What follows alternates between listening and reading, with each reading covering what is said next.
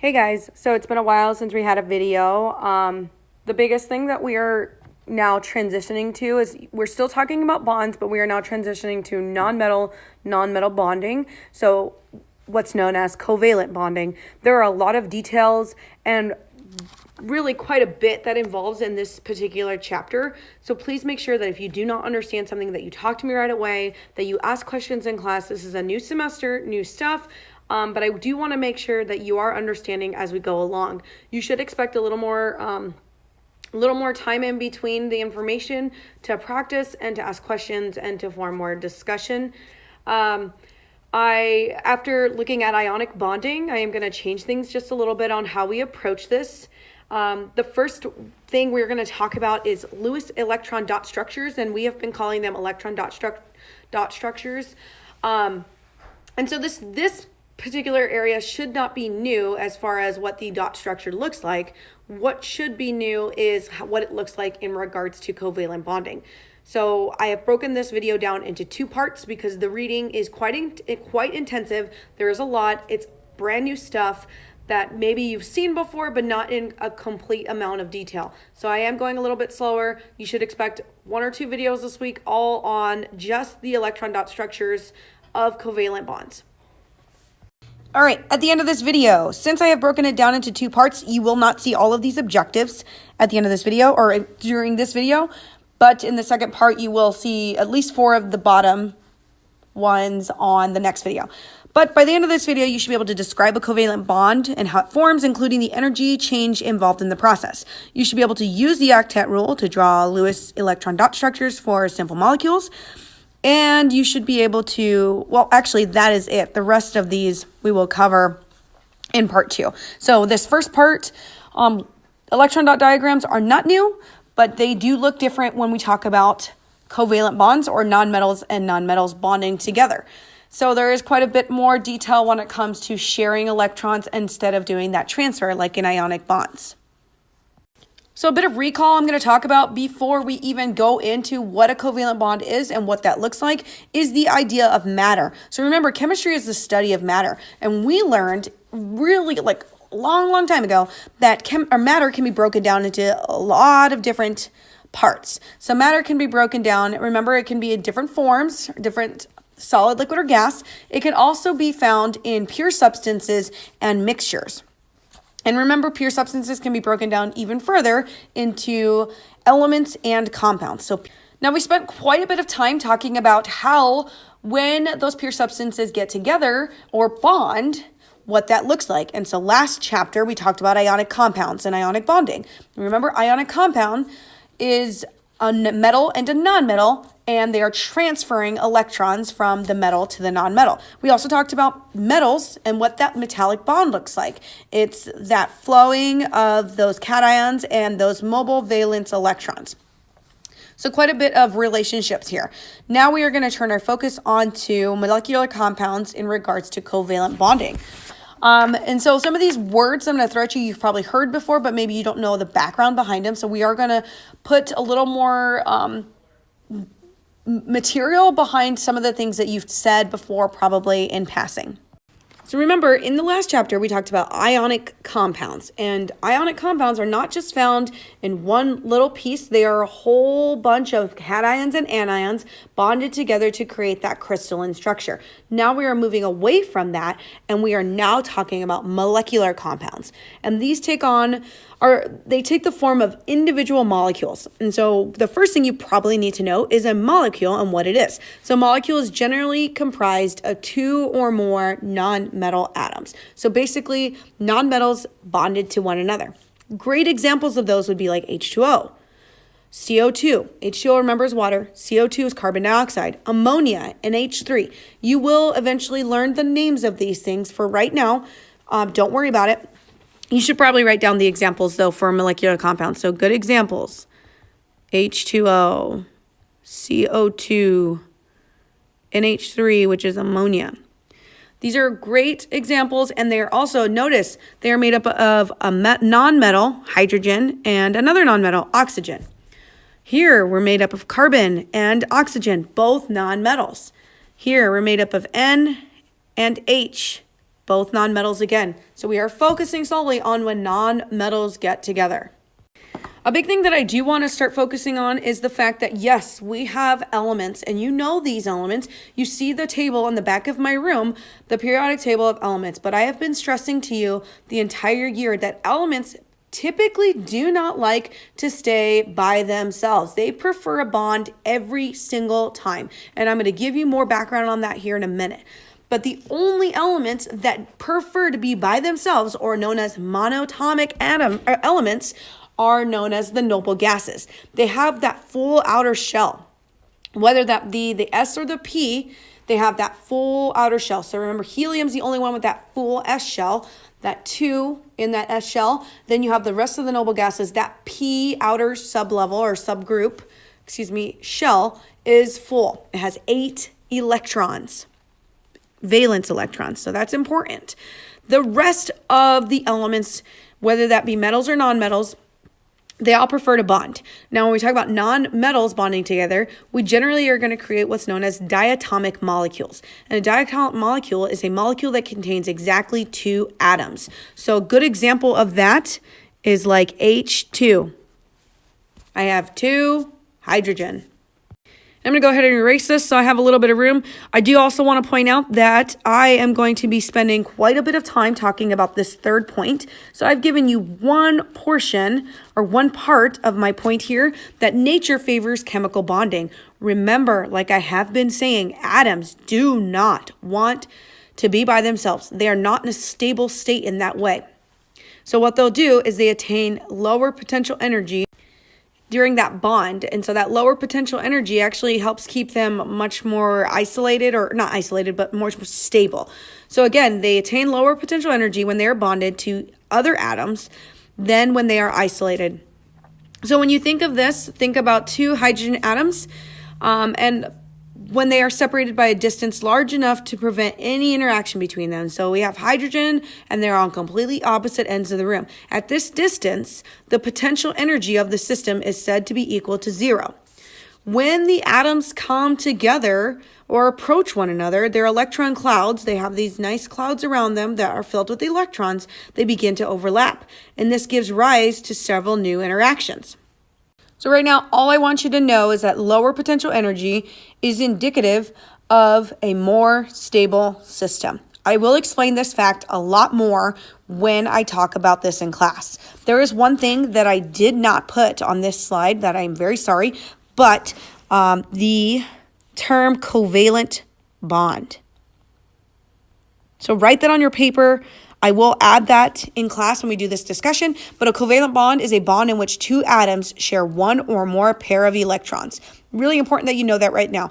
Again, I will go into the conversation on why covalent bonds are favored, or any type of bond is favored over isolated atoms. And I'll go into that in much more detail. I've already spent like 5 minutes on this slide, so I need to get going. Now, something that should not sound brand new to you at all, I did change the word Lewis electron dot structure, but we have talked about electron dot structures for a very long time now, probably like months. So hopefully this is not brand new stuff to you. We will go through this a lot slower. There are more details involved in this than ionic compounds.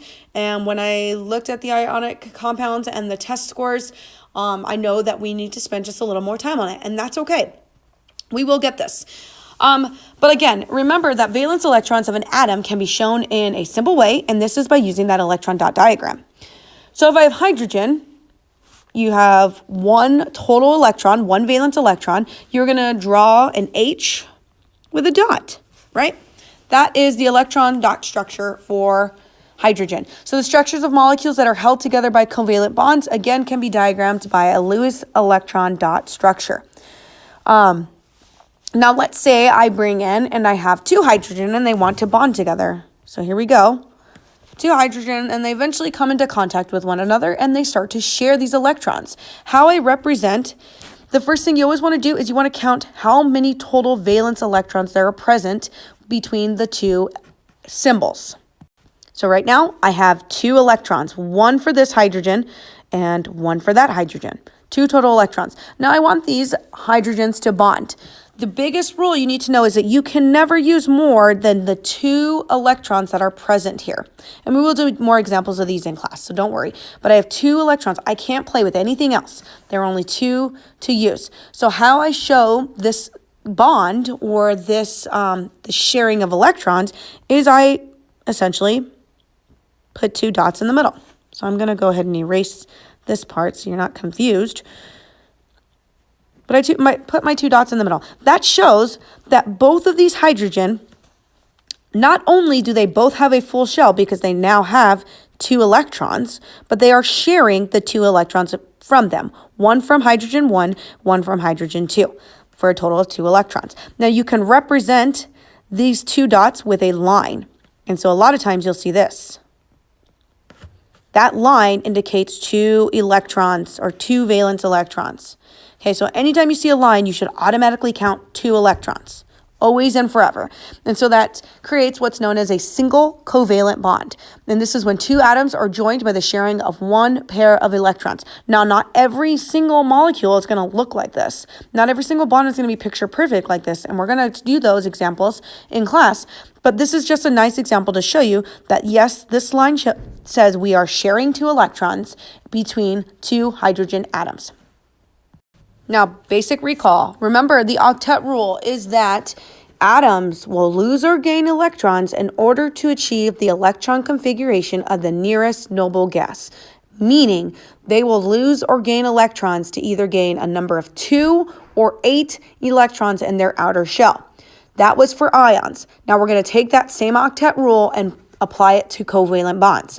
Remember, we are only dealing with non-metals.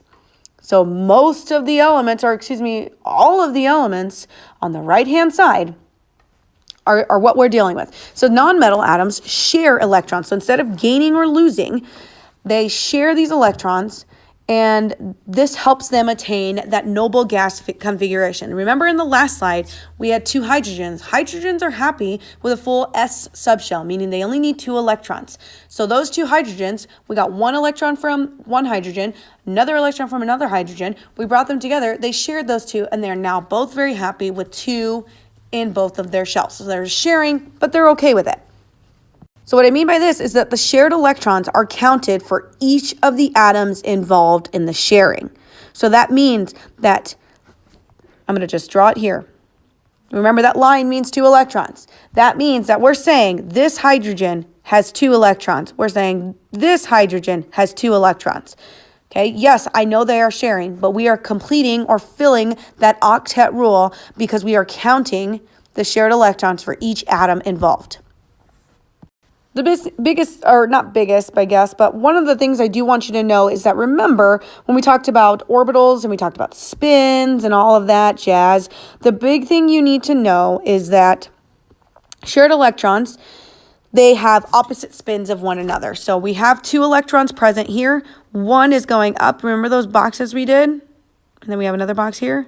One is going down. So opposite spins of one another. I'm going to go into a lot more detail on that in class, and we're going to do an example with fluorine. But for right now, just know that those electrons that are shared always have those opposite spins. So they're never going to be the same. All right, the last thing I'm going to leave you with is that I want you to draw the Lewis structure for water, H2O. If you don't absolutely have any idea how to do it, it's okay, because we're going to do it in class too. But some tips that I'm going to leave you with, there's the bell. Tips I'm going to leave you with is that you need to know the molecular formula of water. So what makes up water? So the biggest hint, H2O, water. We have 2 hydrogen, 1 oxygen, meaning 2 hydrogen, that means we have 2 electrons. Okay, 1 from each. And then we have oxygen, which has 6 valence electrons. So if you add those 2 to the 6, you get a total of 8 valence electrons. And now you got to draw a diagram where everybody is filling their shell and we are still sharing electrons. So it can get a little tricky when it comes to dot structures for molecules. Really tricky. Sometimes you even have to do more tricks. And so when we come to multiple covalent bonds, where we have to create a double bond or a triple bond to show there is more sharing involved than just 2 sets. And that's okay.